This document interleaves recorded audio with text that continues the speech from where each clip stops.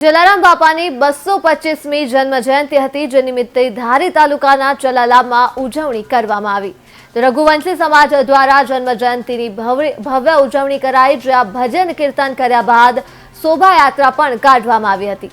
ચલાલાના મુખ્ય માર્ગ ઉપર શોભાયાત્રા નીકળી અને ડીજેના તાલે લોકો ઝૂમી ઉઠ્યા હતા।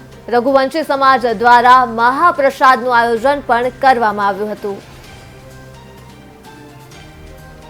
જલારામ બાપાની 225મી જન્મજયંતિ નિમિત્તે ચલાલા લોહાણા મહાજન, ચલાલા યુવક મંડળ અને સમસ્ત ગામ સહિત આજે બાપાની વર્ણાંગી મૂળીમાની જગ્યામાંથી નીકળી ત્યાં પૂજ્ય દાન મહારાજની જગ્યાના મહંત મહારાજ પૂજ્ય વલકુ બાપુએ આશીર્વચન પાઠવા અને વર્ણાંગીને પ્રસ્થાન કરાવી અત્યારે ચલાલાની દાન બાપુની જગ્યામાં થઈ, ચલાલા મેઇન બજાર થઈ, પોલીસ સ્ટેશન પાસે થઈ અને અત્યારે ગઢિયા શેરીમાં વર્ણાંગી ગઈ છે અને ઉત્સાહપૂર્વક બધાને આનંદ છે।